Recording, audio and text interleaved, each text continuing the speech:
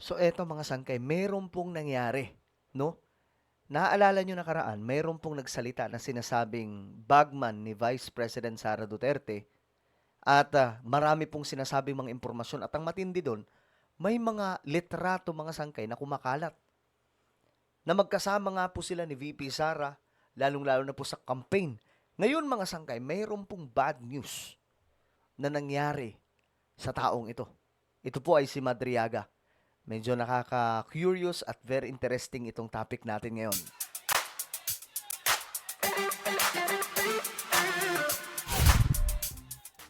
Okay guys, ito kasing nangyari.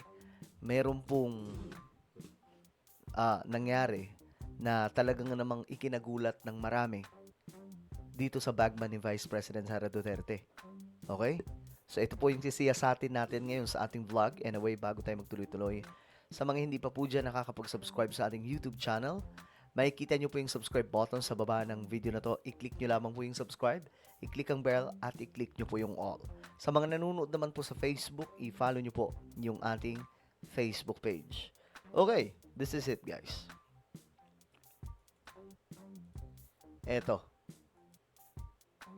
Naalala nyo dati mga sangkay o nakaraan lamang, itong si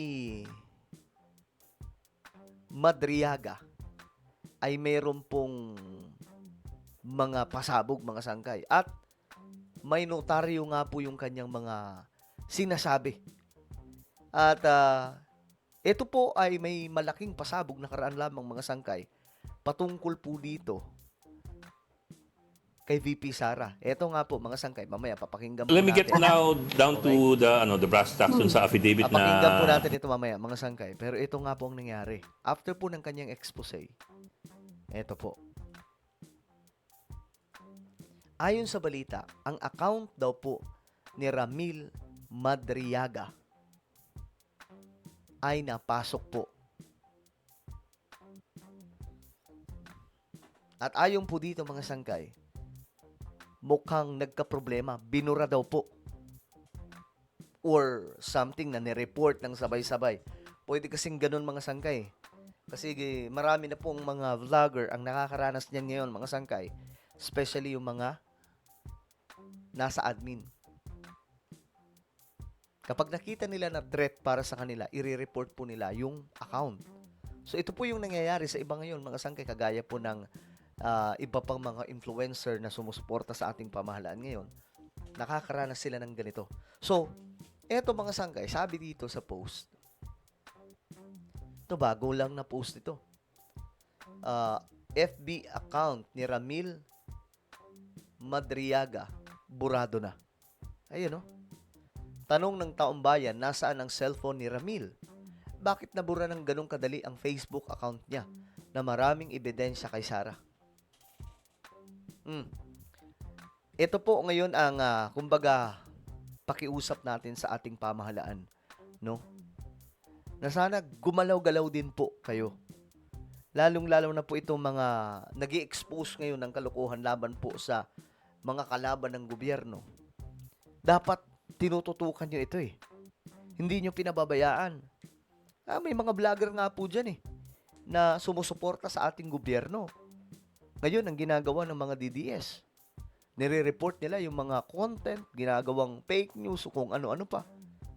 Tapos, ang Facebook kasi, guys, para po sa inyong kaalaman, hindi po yan katulad sa YouTube na talagang malabo mong ma-access yung kanilang YouTube channel unless makakuha po sila ng pagkakataon mga sangkay na mag-send ng link, tas mapindot. Pero ito mga sangkay sa Facebook, sabay-sabay lamang po silang mag-report, yari ka. Ganoon ang mangyayari. So, ito sana yung pakiusap natin sa pamahalaan, no? Gumawa sila ng aksyon dito. Dahil natatalo po yung kampo nila sa ginagawa ng mga DDS. Kita nyo mga sanggay, ang dami mga influencer ngayon. Ito yung problema. 'Di ba? Tapos magtataka kayo bakit ang daming fake news peddler galing sa kabila. Walang taga-rebat eh. 'Di ba? Wala pong taga-banat. Hindi naman po pwede na itong mga taong to sa YouTube lamang magstay. 'Di ba? Itong si Madriaga. Kita nyo? Marami siyang expose.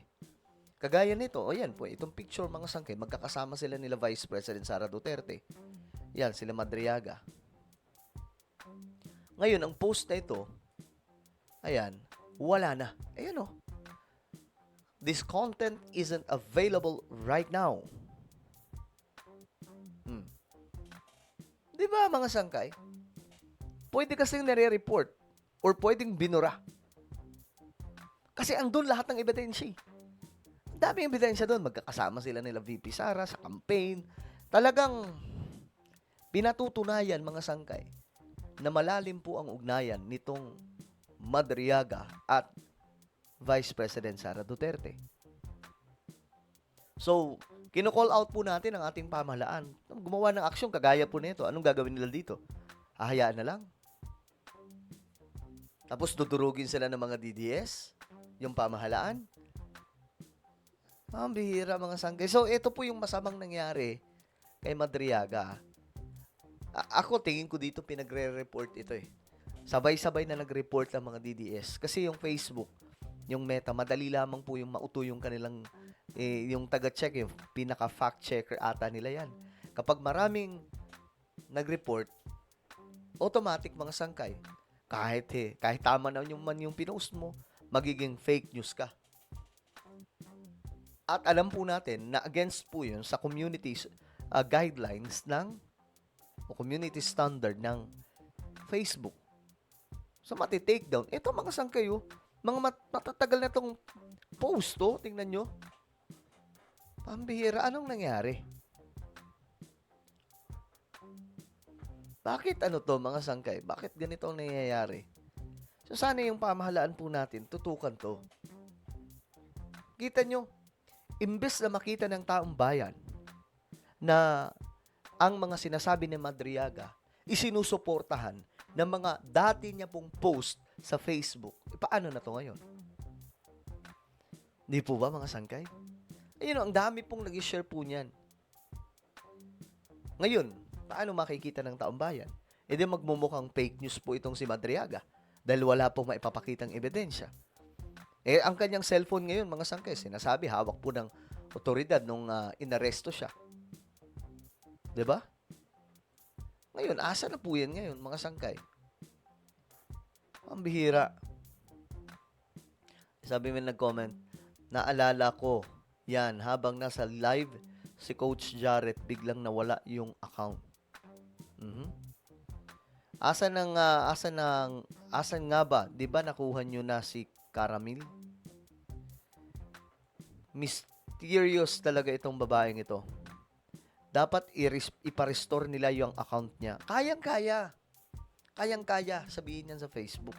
Kasi mahalagang information yung nasa side ni Madriaga eh. So, kung tutuusin, dapat nga, ang mas mahihirapan ngayon yung mga DDS. Pero bakit ang nangyayari ngayon, mga sangkay? Anak ng toko, parang ang nahihirapan patuloy yung mga kakampi ng gobyerno. Di ba? Pambihira. So, ayan tingin ko talaga, pinagre-report yan, mga sangkay. Ay, naku po, Diyos mio, Marimar. Pero tingin ko naman, nakasave to ngayon. Itong mga post ni Madriaga, nakasave ito ngayon. Pero ayun nga, nakakalungkot lang kasi yung taong bayan makikita dapat to eh. Diba? Nang madali po yung i-access eh. Ay, naku po. Well, ano po ang inyong opinion tungkol po dito? Comment down below. Meron po tayong YouTube channel, Sangkay Revelation. Hanapin nyo po ito ngayon sa YouTube. Kapag nakita nyo na, i-click nyo po yung subscribe, i-click ang bell, at i-click nyo po yung all. Ako na po ay magpapaalam. Mag-iingat po lahat. God bless everyone.